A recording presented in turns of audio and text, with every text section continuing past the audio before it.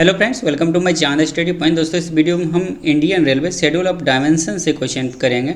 देखिए, चैप्टर 1 और चैप्टर 2 यानी दो चैप्टर से क्वेश्चन जो है इंजीनियरिंग डिपार्टमेंट के अंतर्गत पूछे जाते हैं। यदि आप पीवे के रिलेटेड तैयारी कर रहे हैं वर्ष से, या आप जो है एडीएन की तैयारी कर रहे हैं, तो आपको एक और दो चैप्टर अनिवार्य है, पढ़ना ही पड़ेगा। फर्स्ट क्वेश्चन है कि minimum distance centre to centre of strike trap existing work. Existing work के लिए पूछा गया है, तो एग्जिस्टिंग वर्क की डायरेक्ट राइट आंसर हो जाएगा 4265। ध्यान दीजिएगा, यहाँ शेड्यूल ऑफ डायमेंशन में कोई अभी तक चेंजिंग नहीं हुआ है फॉलिंग मार्क से रिलेटेड, यानी सेंटर टू सेंटर डिस्टेंस। लेकिन पीवे मैनुअल में करेक्शन आ गया है। तो पीवे मैनुअल में पहले हम लोग पढ़ते थे, नया जो है न्यू, यानी कि ये तो एग्जिस्टिंग 4265 है ही, इसके अलावा 5300 नए वाले हम लोग पढ़ते थे। लेकिन नया में भी कितना कर दिया गया, 4725 कर दिया गया है कि नए कार्यों मौजूदा कार्यों को जोड़ने के लिए सीधे ट्रैक के केंद्र से केंद्र जो न्यूनतम दूरी जो होगा वो क्या होगा। तो इसका राइट आंसर हो जाएगा 5300 mm। यानी कि यदि यहाँ पर फॉलिंग मार्क का चर्चा रहे तो यहाँ पे 4725 हो जाएगा। लेकिन शेड्यूल ऑफ डायमेंशन में अभी तक जब तक करेक्शन स्लिप नहीं आएगा तो हम इतना ही पढ़ते रहेंगे 5300। जब करेक्शन स्लिप आ जाएगा तो चेंज करके मैं आपको यहाँ पे आंसर बता दूंगा। चौथे नंबर क्वेश्चन है कि the clear distance between joint sleeper should not be exceed. Joint sleeper जो है डैश से अधिक नहीं होना चाहिए, जो बीच का उसका डिस्टेंस है। तो 4 नंबर का राइट आंसर हो जाएगा, यानी 200 mm से अधिक नहीं होना चाहिए। 5वें नंबर क्वेश्चन है कि सभी नए निर्माण में और मौजूदा पुलों में स्लीपर नवीनीकरण के माध्यम से मरम्मत या संचालन करते समय दो लगातार स्लीपरों के बीच डैश से अधिक नहीं होना चाहिए। ये सभी आपको शेड्यूल ऑफ डायमेंशन में क्वेश्चन मिलेंगे। 5वें नंबर का राइट आंसर हो जाएगा बी नंबर, 450 mm से अधिक नहीं होना चाहिए। 6ठे नंबर क्वेश्चन है one existing bridge where there is nothing solid between the sleepers to prevent the wheel falling from the rail, the clear distance between two consecutive sleepers. यहाँ पे दो concrete sleeper should not exceed, यानी कितना से अधिक नहीं होना चाहिए। 6ठे का राइट आंसर हो जाएगा 510 mm, यहाँ पे हो जाएगा इसका राइट आंसर।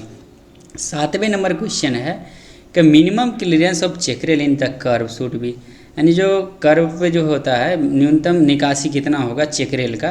तो यहाँ पे राइट आंसर हो जाएगा 44 mm। तो कर्व की बात किया गया तो कर्व में 44 से 48 mm गैप होता है, तो यहाँ पे 44 मिनिमम, 7 का सी नंबर राइट आंसर हो जाएगा, और अधिकतम 48 होता है। 8वें नंबर क्वेश्चन की लेवल क्रॉसिंग पर चेकरेल गैप न्यूनतम और अधिकतम कितना होगा। तो लेवल क्रॉसिंग पर देखिए 51 से 57 होता है, न्यूनतम 51 और अधिकतम 57 mm हो जाएगा। 8 का ए नंबर राइट आंसर हो जाएगा। 9 नंबर क्वेश्चन कितनी डिग्री से कम कर्व होने पर चेकरेल प्रदान किया जाएगा। तो यहाँ पे देखिए 8 डिग्री जो है चेकरेल होने पर, जो है यहाँ पर 8 डिग्री जब कर्व होता है तब चेकरेल प्रदान किया जाता है। तो 8 डिग्री यहाँ पे राइट आंसर हो जाएगा। 10वें नंबर क्वेश्चन है कि व्हील फ्लैंज की न्यूनतम गहराई रेल लेवल से कितना होगा। तो यहाँ पे रेल लेवल से पूछा गया है, 38 mm होता है। कभी कभी लेवल क्रॉसिंग यहाँ पे दे दिया जाएगा, उसका फ्लैंज की गहराई पूछेगा तो 38 mm हो जाएगा। 11 नंबर क्वेश्चन है कि ब्रॉड गेज पर भवन और संरचनाओं के लिए ट्रैक के केंद्र से किसी भी संरचना तक न्यूनतम क्षैतिज दूरी रेल स्तर से, यानी मौजूदा कार्य के लिए रेल स्तर से 305 mm ऊपर है, डैश होना चाहिए। तो 305 mm लगा ही दिया जाएगा।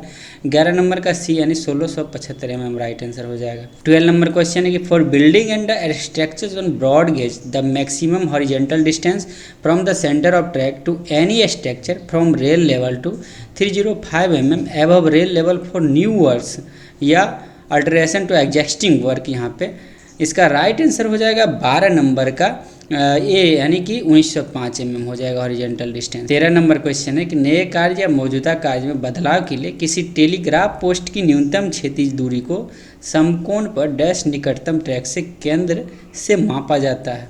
इसका राइट आंसर हो जाएगा B number, the height of the post plus 2360 mm, यहाँ पे राइट आंसर हो जाएगा। देखिए जितना क्वेश्चन शेड्यूल ऑफ डायमेंशन से पूछा जाता है, ये 40-50 क्वेश्चन मैंने बुक में डाला, तो उतना ही क्वेश्चन जो है वही सब क्वेश्चन इधर से उधर करके पूछा जाता है।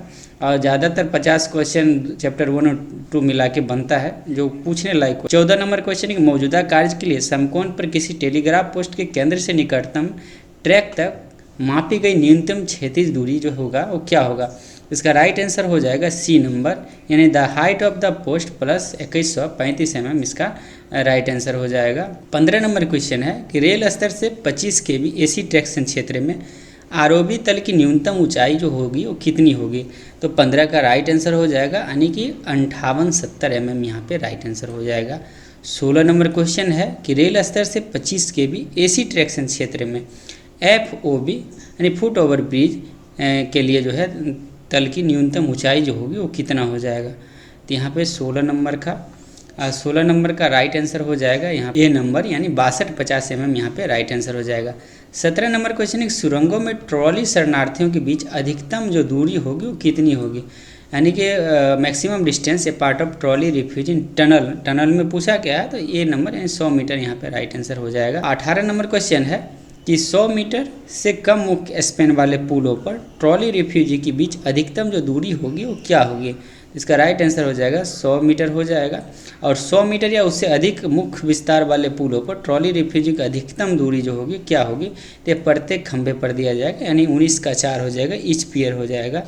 20 नंबर क्वेश्चन है कि तटबंध में एकल लाइन सीधे ब्रॉड गेज ट्रैक के लिए न्यूनतम जो संरचना होगी चौड़ाई वो डैश mm होगा, यानी कि कितना होगा?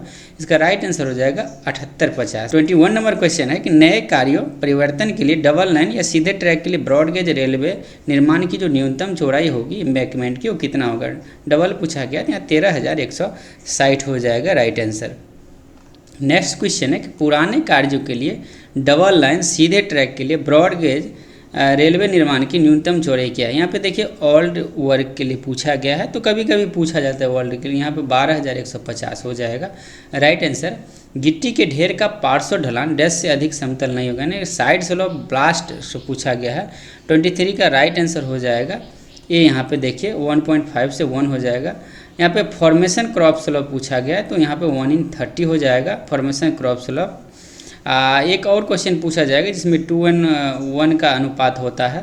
25 क्वेश्चन है कि नई लाइनों पर और जहां पूर्ण नवीनीकरण या स्लीपर नवीनीकरण के माध्यम से किया जाता है, ट्रैक को 350 मीटर तक की त्रिज्या के मोड़ सहित डैश सीधा बिछाया जाना चाहिए। तो 25 का राइट आंसर हो जाएगा -52 + 3 mm, यहाँ पे राइट आंसर हो जाएगा। 26 नंबर क्वेश्चन के स्टेशन यार्ड में नए कार्यों के लिए अनुशंसित ग्रेडियंट जो होगा कितना होगा? रिकमेंडेड ग्रेडियंट पूछा गया। 26 का राइट आंसर हो जाएगा 1/1200, यहाँ पे राइट आंसर हो जाएगा। 27 नंबर यहाँ पे न्यू वर्क के लिए पूछा गया है। 27 नंबर क्वेश्चन के स्टेशन यार्ड में नए कार्य के लिए अधिकतम यानी सबसे तीव्र ढाल, यहाँ पे देखिएगा स्टीपिस्ट ग्रेडियंट पूछा गया है, तो स्टीपिस्ट ग्रेडियंट यहाँ भी लगा रहेगा 1/400, राइट आंसर हो जाएगा।